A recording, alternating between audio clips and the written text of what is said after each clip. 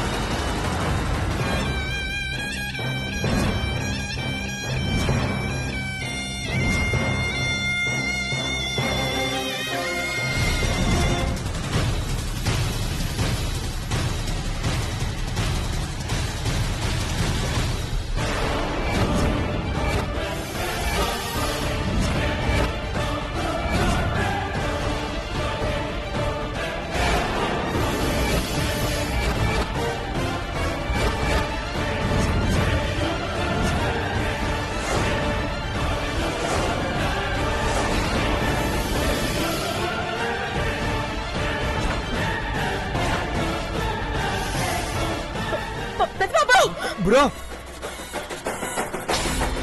అయ్యా పెద్దబాబు, బావయ్యా, బావు, పెద్దబాబు, నన్ను పెద్దబాబు, నీకేం కాలేదు కదా? డాడ్, ఏం కాలేదు. బాబు, నీకేం కాలేదు కదా? రిలాక్స్, నో ప్రాబ్లం, ఏం కాలేదు. ఈ నటుగా కూర్చోవడం వల్ల పాము బ్రోని కాటేలేదు డాడ్. మా బోటోళ్ళకి ఏమైనా పర్లేదు బాబు, మా ఆరాజులు, మీకే ఏం కాకూడదు.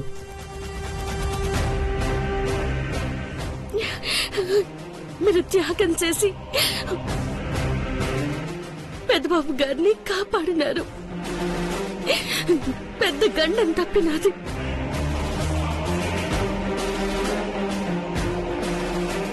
దండం పెట్టకండమ్మా, పని ఇప్పించండి చాలు. మేం ఊర్లో ఉన్నా లేకపోయినా ఈ ఇంట్లోనే పని చేసుకుంటూ ఉండండి. మీ అందరికీ కలిపి నెలకి 50,000 పంపిస్తాను. చాలా సంతోషం అమ్మగారు, మీకు రుణపడి ఉంటాము. మేమే మీకు రుణపడి ఉన్నాం. ఏదైనా జరుగుంటే. Dad, I'm okay dad. పదండి రండి, పదండి రండి. అలాగే పదండి. థ్యాంక్ యూ బాబు. పర్లేదయ్యా.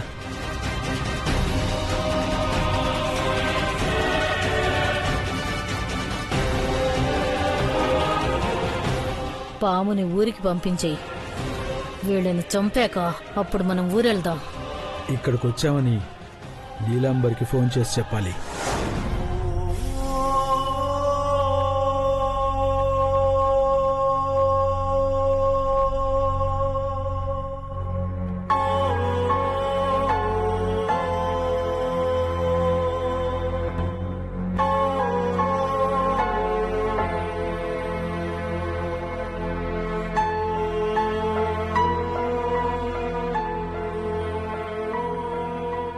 శివోహం.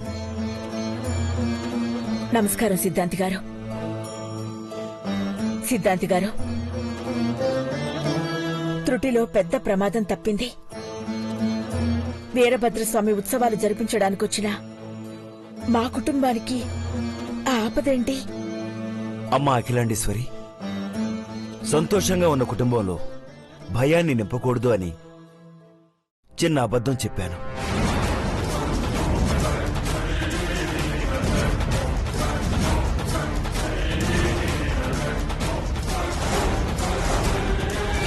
ఏంటి మీరనేది? మీరు అబద్ధం చెప్పడమా? అవును శివశంకర, నిన్న ఈ ఇంట్లో అడుగుపెట్టినప్పుడు పైనుండి కొబ్బరి బండం నేల రాలింది.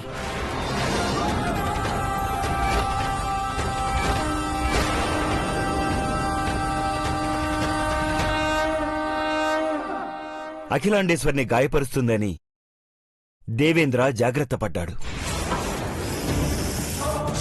అందరి ముఖాల్లో ఆందోళన గమనించి అది భయంగా మారకూడదని, భగవంతుడి పేరిట అంతా మంచి జరుగుతుందని ధైర్యం కూడబలికాను. కాని నిజానికి ప్రమాదం పొంచి ఉంది అనడానికి అది సంకేతం.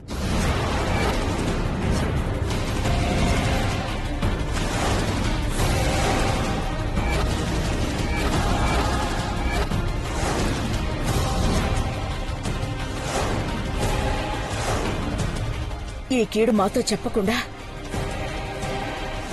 ఎందుకు ఓదార్చారు సిద్ధాంతి గారు? సంతోషంగా ఉన్నప్పుడు ఆదమర్చిపోతాం.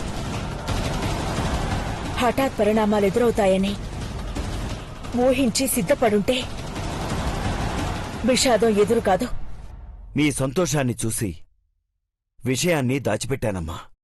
జరగరానిది ఏదైనా జరుగుంటే ఉత్సవాలు కూడా మొదలయ్యేవి కాదు కదా సిద్ధాంతి గారు. కీడు జరగబోతుందని మీకు తెలుసు కదా సిద్ధాంతి గారు. ఎటువంటి జాగ్రత్తలు తీసుకోవాలో చెప్పండి. లేదంటే ఉత్సవాలు జరగవు అన్న ఆందోళన అక్కర్లేదు. ఏ లోటు లేకుండా విజయోత్సవంగా జరుగుతాయి. కానీ ఊహించని సంఘటనలు కూడా ఉంటాయి.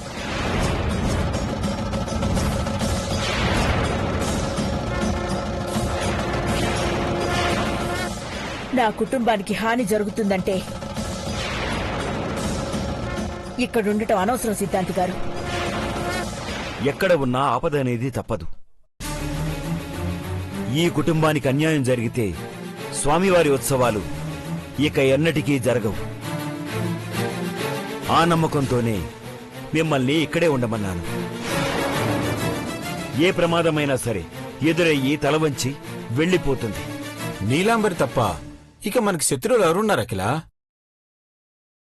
తల బిరుసుతో అక్కడికి వచ్చింది అంటే ఊరు జనం కాళ్ల కింద పడి నలిగిపోతుంది. ఈ ఇంటి క్షేమం కోసం పూజలు జరిపిస్తాను. మీకంతా శుభమే కలుగుతుంది. వెళ్ళొస్తానమ్మా. శుభం భూయాత్. శివోహం.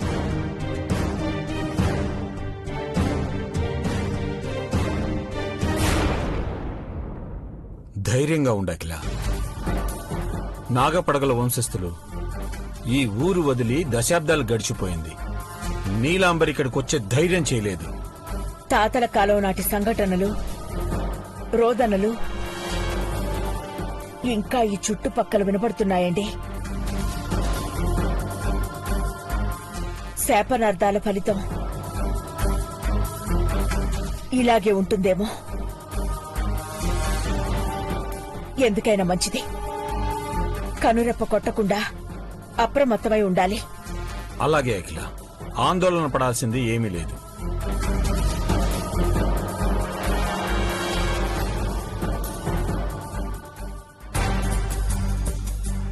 ఫోన్ చెయ్యండిరా, ఫోన్ చేయండి. త్వరగా గుడ్ న్యూస్ చెప్పండిరా. నా పగ చల్లారాలంటే ఆ అఖిలాండేశ్వరి కుటుంబం మొత్తం చితి మంటల్లో కలవాలరా. త్వరగా చెయ్యండిరా.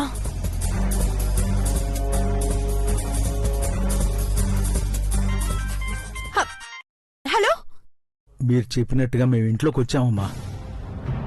వాళ్ళ ప్రాణాలు తీసేవాళ్లలా కాకుండా వాళ్ళ ప్రాణాలు కాపాడేవాళ్లలా అడుగుపెట్టామమ్మా. ఏంటి? అవునమ్మా. మమ్మల్ని నమ్మాలంటే నాటకం ఆడాలి. ఆడాం. ఇప్పుడు వాళ్ళు చచ్చేదాకా మమ్మల్ని నమ్ముతారు. నమ్మే చచ్చిపోతారు. Very good. నేనక్కడ లేకపోయినా మీ వల్ల నా పగ చల్లారుతుంది. శబాష్. ఇక ఆలస్యం చేయకుండా పని మొదలు పెట్టండి. ఇంట్లో వాళ్ళందరూ ఇంట్లోనే చచ్చిపోవాలి.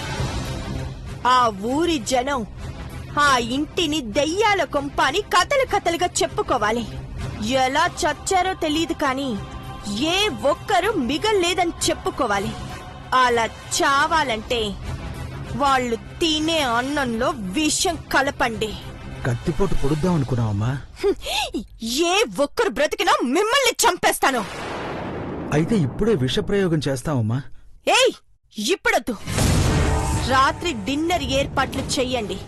ఎంత బాగా వండితే అంత బాగా లొట్టలేసుకొని తింటారు. తర్వాత శవాల గుట్ట ఏర్పడుతుంది. పని మొదలు పెట్టాక అప్పుడు నేను ఇంటికొస్తాను. మీరు రావడం ఏంటమ్మా? వస్తాను. వాళ్ళు గుర్తు పట్టలేనంతగా వస్తాను. రావాలి కూడా. వాళ్ళు తినే విషాన్ని నా చేతుల మీదుగా వడ్డించాలి కదా. అప్పుడే నాకు తృప్తి. అమ్మ, ఒకవేళ మీరు దొరికిపోతే? ఏయ్, దొరకను. ఎలా వస్తానో మీకు చెప్తాను, జాగ్రత్తగా వినండి.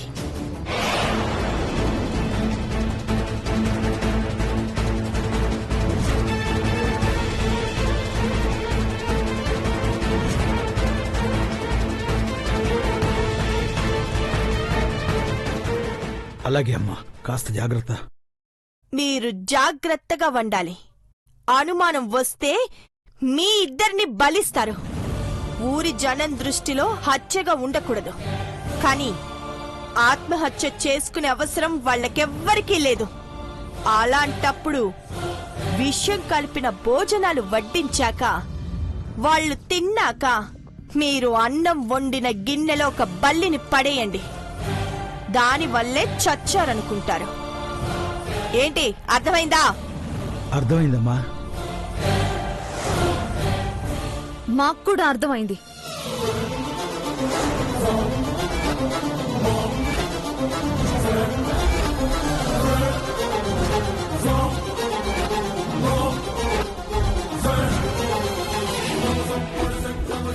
ఏంటి అలా చూస్తున్నారు? అమ్మగారు, అమ్మగారు, అది ఏం జరిగిందంటే అమ్మగారు, అది అమ్మగారు, అది అది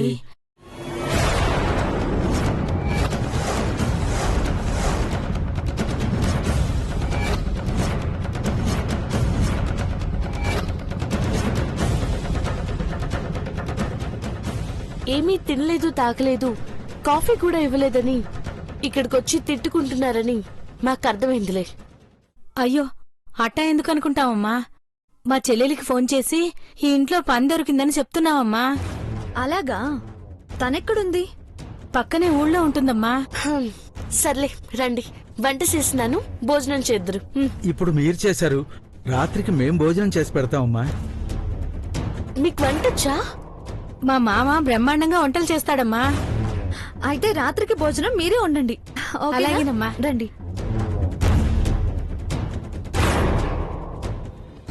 పెద్దబాబు గారు, పెద్దబాబు గారు, ఈ ఇంటికి ఏ కీడు జరగకూడదు. పెద్దబాబు గారు,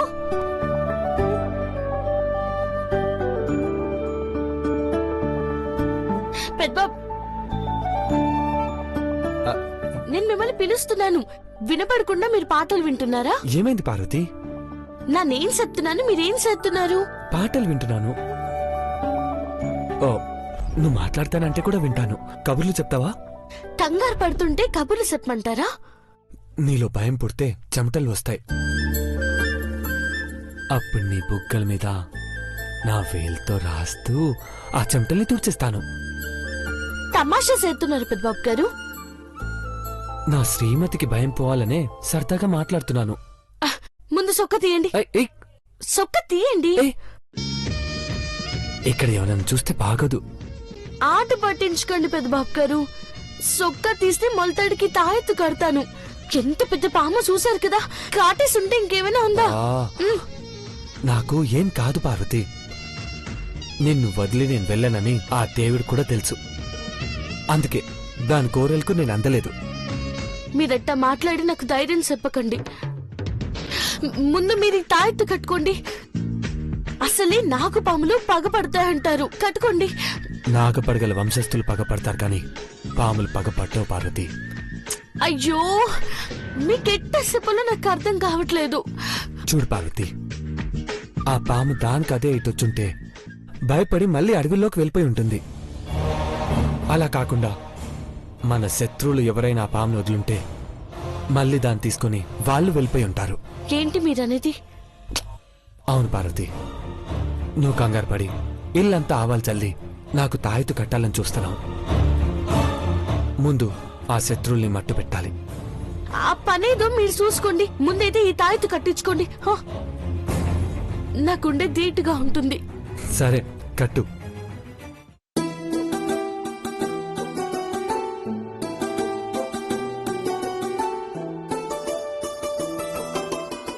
అమ్మా. ఇప్పుడు కంగారు తగ్గిందా? ఉమ్.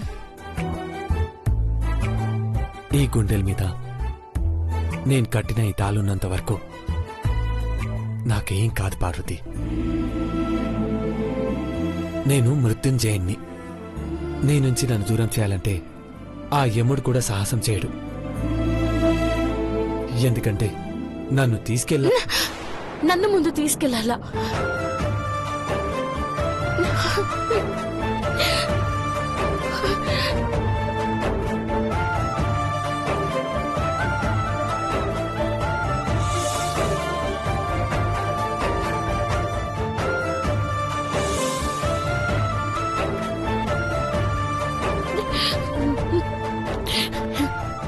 మీకేదైనా అయితే నేను ఎప్పుడో చచ్చిపోయి ఉంటాను పెద్దబాబు గారు. హలో శ్రీమతి, నాకు దోమ కుడితేనే నువ్వు ఒప్పుకోవు, పాము కాటేస్తే ఊరుకుంటావా? హే, ఏంటి ఏడుస్తున్నావా? హే పార్వతి, అయితే నీకు పాట వినిపిస్తా.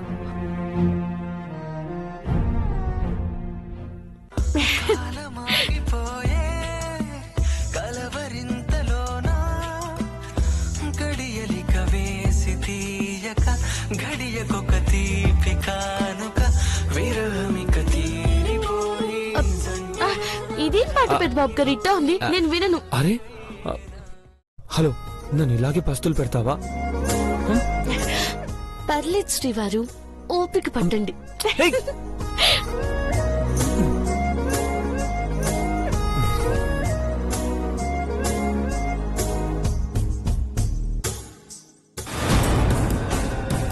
వెళ్ళి చాలాసేపు అయింది, ఇంకా రాలేదేంటి? వస్తుందిలే మావా.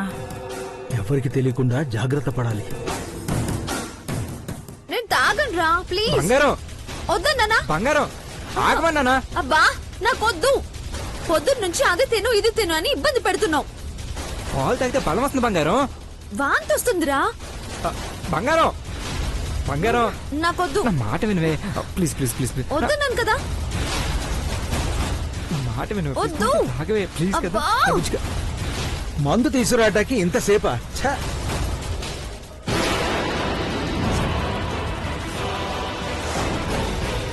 మందేంటి? ఏ మందు?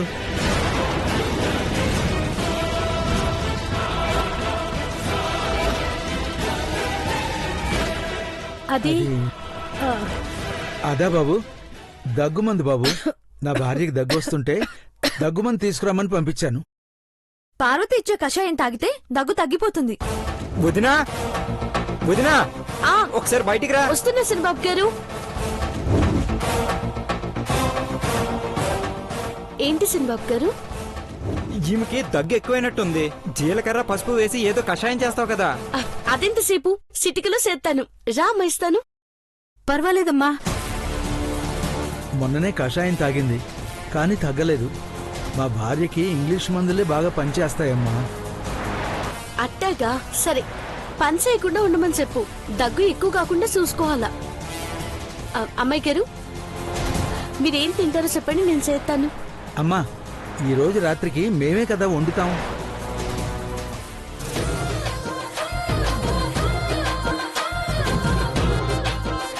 అరే, సిన్నమ్మ గారి తట్ట వస్తున్నారు.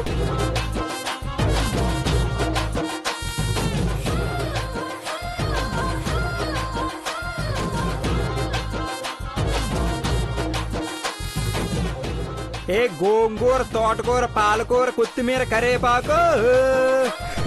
తోటకూర, పాలకూర, కొత్తిమీర, కరేపాకు. చిన్నబాబు ఏడిపించకుండా ముందు ఈ బుట్ట తెచ్చవయ్యా బాబు. అమ్మా మేడం వంగిపోయిలో ఉందమ్మా. అయ్యో దేవుడా. బాగానే తెచ్చావు పిన్ని.